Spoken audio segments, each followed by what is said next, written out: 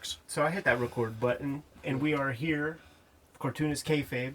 See Brian Moss off in the distance there. Koenji Sean, the Japan book hunter on Instagram. And we are in like the warehouse facility of the studio. Yeah, so it's a pretty small studio. Upstairs is my private collection. Downstairs, almost everything is for sale. So this is all stock stuff that I'm selling. Down here we have a stack of books that I have to pack tonight and send DHL tomorrow. And then we have a huge stack over here of these have all been processed, but I have to upload them to the website. So that's something that the part-timer usually does. But we have a big 1-year anniversary sale coming up. So I have a lot more books here than I usually have. I've been on a buying bender. Can't help myself. Once I'm out at those shops and I see the good stuff, I just cannot help myself. What if you turn that light out real quick? Okay. Because I just know that light will play hell when I try to get that camera over to that Devilman cell right there. Yes. I got that at the Tokyo Culture Auction last summer. Bid for it against someone else, and I won the lot on that one. But I lost some other stuff. Yeah. So see that Rockin' Jelly Bean right behind yeah, there? some Rockin' Jelly Bean. I'm a big skateboard. I've been skateboarding my whole life, so I'm a big skateboard wall hanger collector. At home, I've got probably 10, 15 up on the walls as well. And who we got here? Is that Maruo? That is Ken Tsukikage. Ken Tsukikage did samurai manga, but of the erotic variety. Yeah. So a lot of samurai battles and sex. Yes. And that's an original painting that I got of his at a Little High an art gallery at Nakano Broadway. And this 2-piece Go Nagai. Yeah, so you have the Devilman Mazinger Z, 50-year anniversary. So he's been doing a whole bunch of events over the last year. This one was a Gallery of Hakuba in Nakano Broadway. But then he also did one in Seibu, in Shibuya. And, you know, he's been kind of hopping around every few months doing his 50-year anniversary promo. Sick. Yeah, so I grabbed those wall hangers. So these are all processed and available on the website right now? Yeah, so not everything's on the website. Unfortunately, I buy too much to post, you know. It takes about 15 minutes to post a book and to write the copy and stuff, but, you know, I have thousands of books. So I try to put up the key stuff, the choice stuff, and some stuff is incomplete. So, for example, X-Men manga here, I've got 10 out of 13. This one is by Kojima Miyako. She actually does horror, but in 1997 she did an X-Men issue, and I saw her last weekend, and she signed that for me. Very lovely, very lovely. And she also drew a picture of me. You know, it's so funny. I have another friend, I think he's Tokyo Toy Hunter, not to be confused with Japan Book Hunter, and he's connected with her and her husband. Yeah. There's I just saw that they're at Osaka Comic-Con right now with Peach Momoko. Yeah. I think they're sharing a booth together. Is this Peach? Yep, that's a Peach figure right there I got when you were in town last time. Tokyo Comic-Con. Yeah. Sofubi. Yeah. I got an iGirl over there too. And of course I've got the redraws that she did for me. Oh yeah, there it is. That's great. Yeah.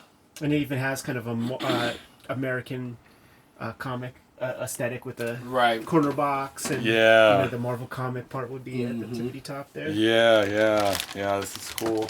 So, Sean, one of the weird things I noticed, like, is when I got back home and you were posting, you put up these X-Files. You posted these. Yes. These were kind of funny because I had no clue something like this would exist here. Yeah, so like, in some of that. why would they make a X-Files manga? Obviously, was it popular here, I'm assuming? So the TV show was popular in some of that. in the 90s. This is 1996, and let me see if I have 3 here. And the reason why I got turned on to... So, Mochizuki Mikiya, I'm a collector of, kind of Gekiga style manga from the 70s and 80s. And each episode, these are based off of the TV episodes, and each one's done by a different mangaka. So I actually was looking for a different mangaka that's in volume 1, which is hard to find, and happened to stumble across him. Wow. You know, I was like searching online for other books that he had done, and I was like, X-Files? What's that? Right. And then I was like, okay, I guess I'm on an X-Files mission now, and I started hunting around for for X-Files manga. Yeah, just because it's like that kind of stuff. We have our own American, comic version of it, but I'm surprised something like this never came over. Because that's just like merging two like nerd cultures together. Yeah. I just recently discovered there was a Spawn manga. Yeah, and the Spawn really manga is cool. is awesome.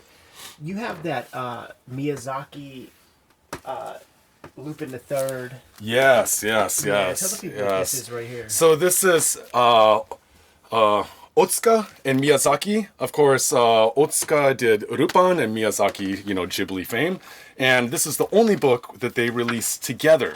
Because they'd done a lot of work together, but they never released anything together. And it's got some, nice fold-outs. No, thank you. Mm-hmm. And this one's really, really hard to find. I mean, even in Japan, they go for... maybe do something like this. Mm-hmm. And it just kind of shows keyframes and and interviews. Storyboards of some of the stuff that they did together. And then some stuff that they did individually as well. Yeah, so it's like pre-Ghibli. Yeah, and I think I want to say this came out in the early 80s, 83-ish. I'd have to double check, though. Yeah. You know what would be fun, man? Because we like to sell comics. We like to read comics. Mm-hmm. As of this recording, to put you on the spot, what's the biggest ticket item, man, that we can sell for you? Biggest ticket, as in most expensive? Yeah, most expensive. And a caveat would be, what's something that's super expensive that has been sitting on your shelf for a little while? Because I bet you we'll sell it. Oh, geez, man. Well, yeah, both of those. God, you are putting me on the spot. Well, I do have some, I always have Otomo stuff, right? Right. So there's always some Akira Animation archives or something like the 2-volume that's continuity of Akira. Yeah, these are the storyboards. Yeah, these are the storyboards from 1999, and this is something, and we kind of chatted about this before, like, because it was printed in 1999, it's not as crispy as the Otomo completes that are out now. Yeah, the new stuff. But, if you're an Akira collector, then, Right. this is... Gotta get the OG. Yeah, you gotta get the OG, right? And something like this, you're probably looking at around $300 on eBay America and up, if you can even find them. Right. Something like this, I probably will sell this for around $200, something like that. Yeah. So I try to get, because I'm at the source. So if I can get a good deal, I want to pass on that good deal to other people too. Yeah. Of course, Do you Umez. do you have this stuff in a particular order? Like, is this the Umez section? So this is it's a bit jumbled, but here I have mostly manga stuff, or some anime related, the Akira color animation stuff. Once in a while, DVD here and there. Some of the oversized art books, the Hajime Sorayama stuff, Rock and Jelly Bean stuff, and then I have sci-fi and tokusatsu stuff down here. So all my Godzilla stuff or my vintage, some vintage Heidororo or the Godzilla stuff. This is maybe 1973. So I do have some sort of rhyme and reason to everything. And then over here is like vintage adult manga, ero manga, and magazines. And by the front door I have magazines, I have art books. Is that stuff rental manga down there? No, but I do have a stack of rental manga right here. Explain that phenomenon, because that's something that is unique to Japan, certainly something we never had in the States. So from about, I'm not an expert on it, but from about, I'd say 1956 to 65, around there, maybe even as late as 58, then you had these rental bookstores popping up where, for $1 you could check out a book, and they had all kinds of books, not just manga, but manga were the big sellers. Right. Manga were the big rentals, I should say.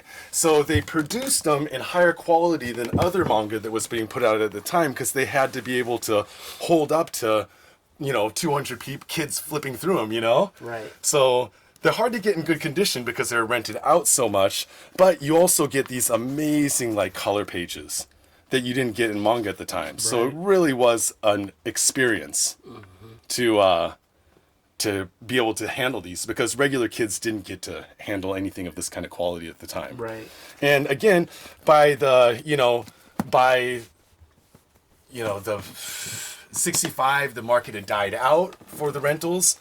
And then you started getting the manga cafes popping up, where people could go, the manga kisaten, where you can get a cup of coffee or a soda, and then you can read as many as you could read in the amount of time that you were there. Legend of the Laughing Woman. Yeah, beautiful 4-color printing. Yeah. The color really holds up really well in those. Because so much of even today, man, it's like that processed red is like the only color that you get. Mm-hmm. And a lot of the famous Geikiga mangaka, they came out, and horror came out of the Kashihon rental book era, right? So you got your Umez's and your Hamashinjis and your Kolgas that came out of in the horror genre, and then you have your Tatsumi was a rental manga guy. Yeah, he was. And Ikegami.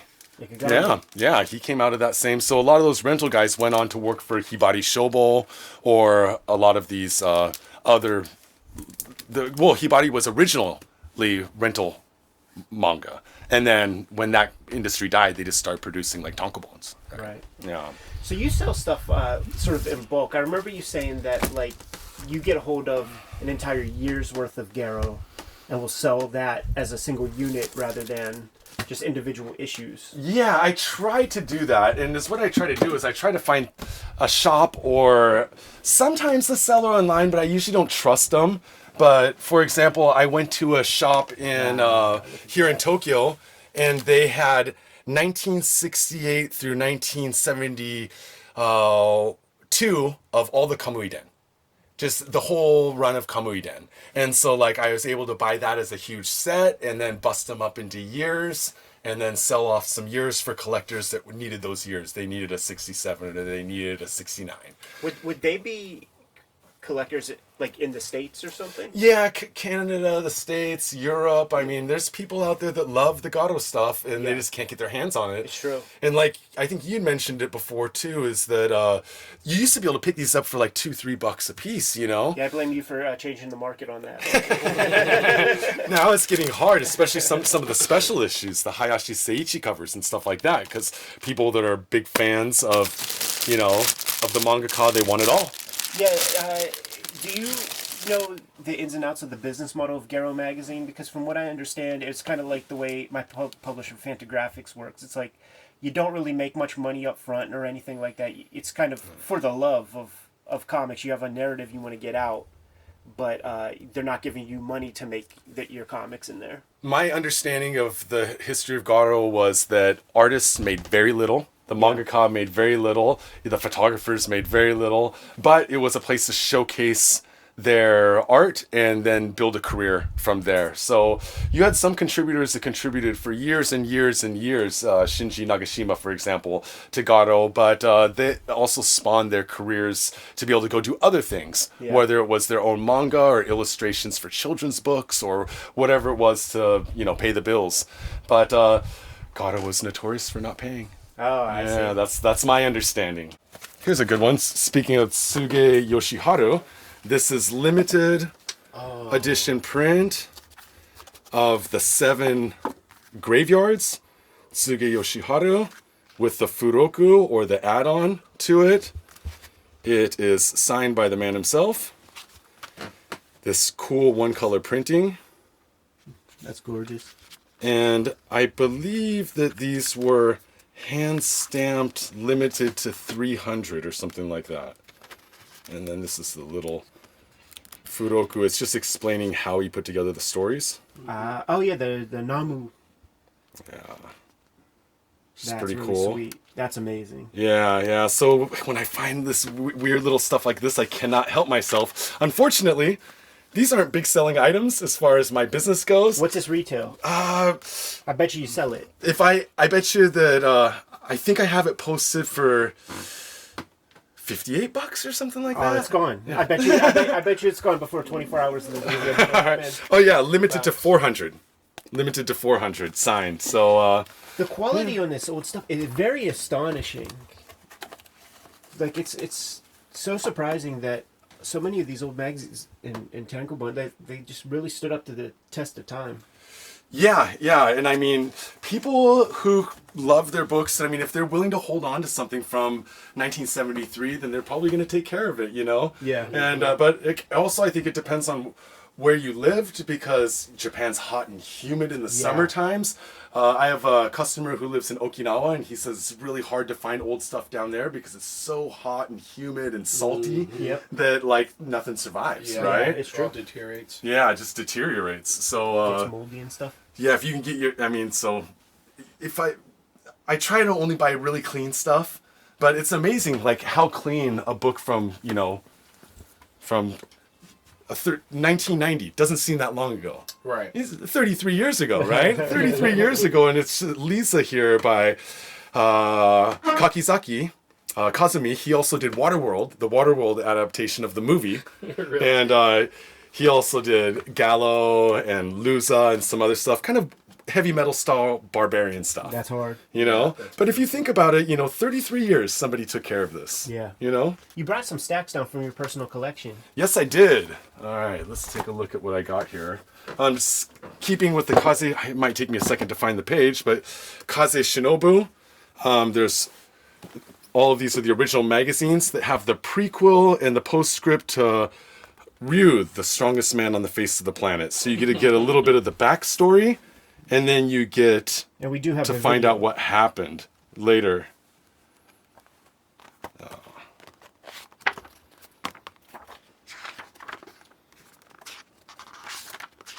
I was with you when you completed your Kaze Shinobu collection.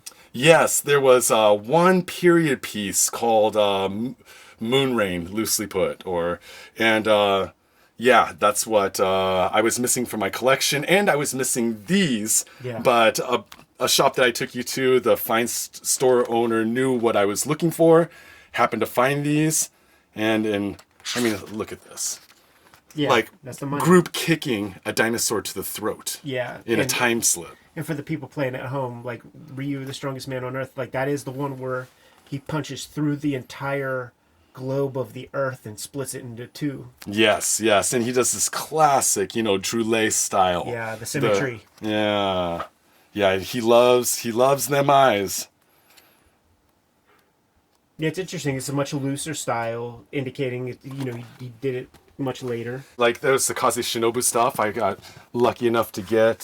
Some other stuff that I really like in my personal collection. Fukushima Masami, he was famous for making the Flesh Bomb. The Flesh Bomb. Flesh Bomb era comics. So just really ripped dudes doing awesome stuff. Remember so those video games? Hey, Moss, what are those shooters? Chonin Anki or something like that. Or Chonin Anki. Two muscle dudes fucking flying through, yeah, fighting jizz, I believe. Yeah, so Wow. he did this amazing Wow. Gekiga stuff, and it's Saint Muscle, and he goes around and he kind of helps people with his ripped muscles, you know, enslaved people. How do And you think this is, man? Because I feel like this might influence JoJo. this is definitely pre-JoJo. This is late 70s, so you know, when was the first JoJo's come out? 88 or something like that. Mid 80s. Yeah, I would like to say I'm not a JoJo expert, but Look at that drawing in itself. That's beautiful. yeah. So Is this a complete story? this is a complete story. This is the omnibus. There's also I think that the Tankobon were 3 volumes.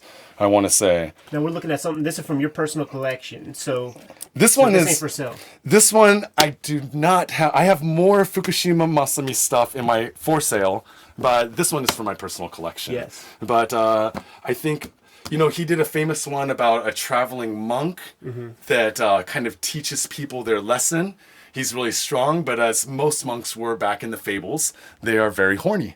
So, so he does a lot of that too when he travels around. But going back to Kaze Shinobu, here's a little side story.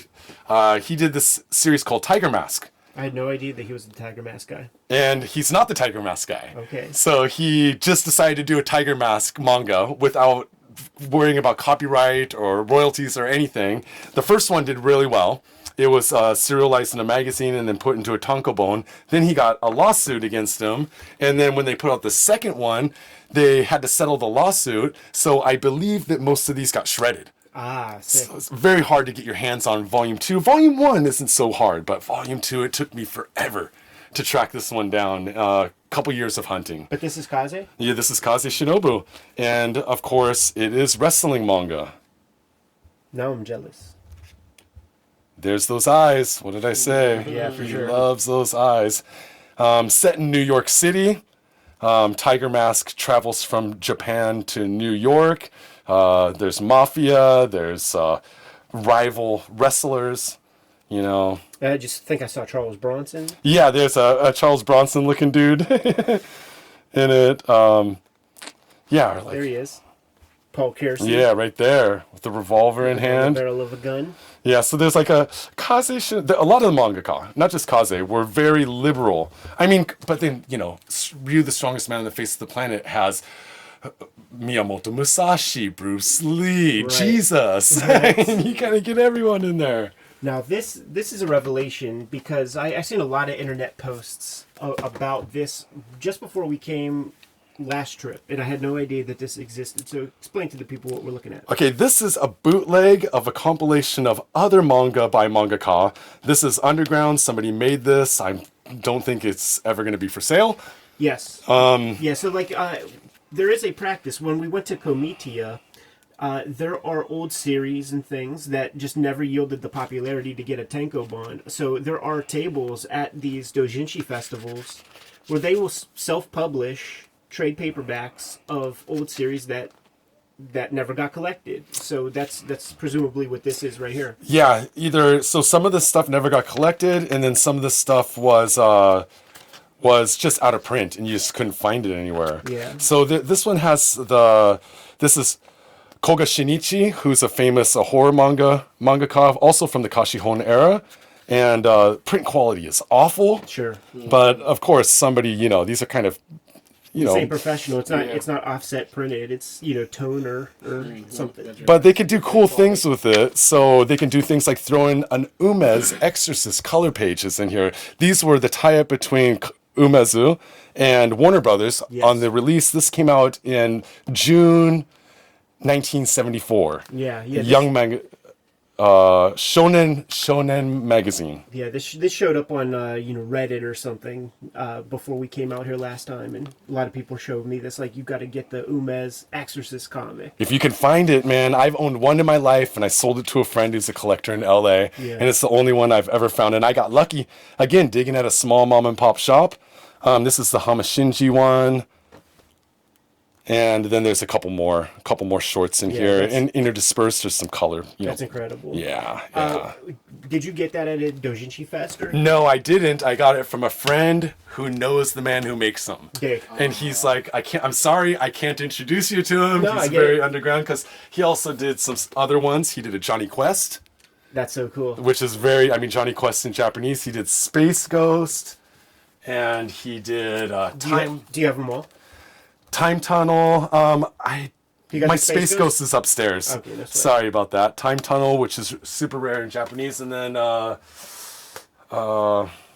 some ninja action. The Japanese ones are just ones that were hard to find, but Johnny Quest, the Adventures of Johnny Quest. Right? I question whether this was ever legally licensed in English in Right. the first place. Right. Yeah. So you get some typos, you get poor printing quality, but you get That's something the charm. that no one will ever have. Yeah, it's just not in print. You're not going to find it. Regular customers get access to stuff like this. Yeah, because right. stuff like this doesn't end up on any web stores anywhere, right? Right. Yeah. Cool, man. So this is the stuff that you just recently bought. Yeah, this is all stuff that I recently bought that I'm trying to get up on the website to sell. Coming up here. What's so special about that Brutus? Kind of depends on the issue, but this Brutus is an all manga issue. Okay. So you have some Matsumoto Taiyo in here. You got some, I believe there's some Ashita no Joe in here. There you go. And it's just kind of profiling famous manga. From like a Showa era or something. Yeah, and Brutus magazine. There's some George Akiyama. This is Ashura, which is very political. It's about famine and about the daimyo controlling the peasants, and Cannibal Boy has to eat people to survive. Very heavy stuff. Yeah. So it's cool to find a Brutus that is focusing on manga. Yeah, super cool. Yeah. The entire time we've been filming, I've been fixated on this guy right here. Is this some parody of Indiana Jones or something? So this is a little Furoku. What Furoku were free little magazines that they gave out when you bought a big magazine, right? So they were like a little free insert, a little freebie. And once in a while, I'll run across these in a shop or at some sort of a book. This one's unfortunately ripped. Kind of bummed me out, but I found this at a little pop-up book fair. Look at the corners all jacked. But yeah, it's a little adventure comic. Yeah, there's A little charm to adventure it. manga. I love that drawing. Yeah. That guy's real cool. Yeah. There's a thing where around this era, that late 50s, early 60s, where a lot of people wearing hoods, almost like clan-like hoods, the bad guys, Yeah. or skull masks, Yeah. right? Yeah, there were a couple in the Batman Yep. mangas. Yeah, it was a theme that they really liked. So anytime I see a weird one at a shop, I try to pick it up. Yeah. Yeah. Yeah, mostly manga, some reprint stuff of I'm a big Bonten Taro fan. Yeah, so man, I went home with one of these. yeah, these last are fun, round. right? So I always try to keep some of those in stock. You know, I haven't been there yet. I find these at that top floor in Nakano Broadway, but I always like that. Just that play complex is such a labyrinth that I bypassed that store 2 times this trip. Yeah, Mandarake Maniakan, the Mania. Yeah. Mania, it's the name of the shop. So yeah, that's where you're gonna find all of the old Kashihon stuff, the rental book stuff. That's where you're gonna find like anything pre-80s over there at Mandarake. And you're also going to find the reproduction stuff like this. Or in 2012, Bonten Taro did this one, Bad Girls. Yeah, it's hard. That's beautiful. Bonten doing some tattooing there in the corner. He was a famous tattoo artist as well. So all those repros that Mandarake puts out, you'll find up there on the 4th floor at Mandarake Mania. No, Sean, this stuff over here. This is the titties. No, there's some in here. This is actually my personal. These are all mostly personal collection stuff. Some newer stuff in here. I try to separate my old horror over there and my newer stuff. And this is all stuff that I'm reading right now, so there's a lot of sexy in there. Okay. And then down here deep in the recesses, this is all Maeda Toshio, adult stuff, ero manga. Hananaka Rui was also a famous ero mangaka from the 70s and 80s. Of course, Dirty Matsumoto. Also a very famous one. Great cover. Yep. Oh, always psychedelic. Very juicy stuff. Very juicy stuff. I mean, they're getting ready to do the scissor move. Yeah. There's a lot of scissoring going on in Dirty Matsumoto. Yeah.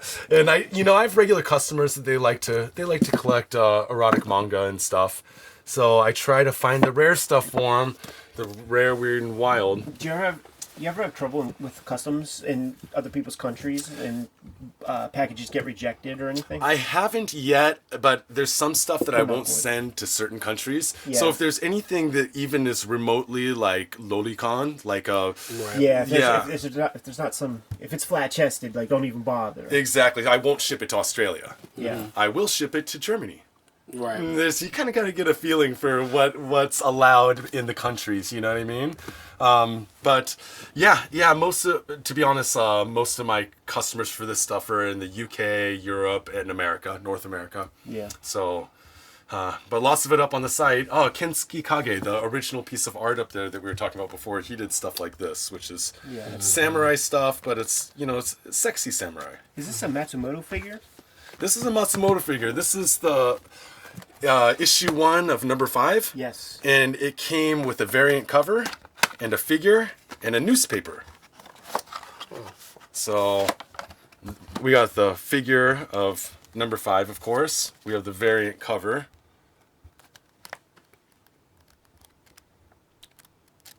So gorgeous. And then there's a poster and a newspaper. The 5 newspaper, I think it's called. And is this up for sale on the site? Yep. What's these. What's the URL? JapanBookHunter.com is where to go. Yeah, man. Yeah, head on over. You have to be able to go there and find the price. Yep, you'll be able to find the price over there, and I think this one's pretty reasonable. I think it's only like $32 or something like that. Mm-hmm. So, and you can get something like original that I'd personally like to frame this if I had more wall space. Totally. It'd look cool. Have an old newspaper up from 20 years ago, and it's amazing. This is already 20 years old, to be honest. It is crazy. Yeah, it's crazy. It's got 2 rounds through Viz, man. Sean, thank you so much for showing us the headquarters of the Japan Book Hunter. Thanks for being here, man. I love seeing you guys come into town and love being on Manga Quest with you. Before we get out of here, you said JapanBookHunter.com. What is the name for, on the social media and stuff? Also, Japan Book Hunter on Instagram. You can DM me on there. I'm posting books every day up there, posting little vids, sometimes lives of manga events I go to and stuff. And Japan Book Hunter on YouTube. Sometimes I'm posting videos up there about once a month of the art exhibitions I've been going to, or sometimes just profiling underappreciated mangaka. Arigatou gozaimasu. Doitashimashite. Read more manga.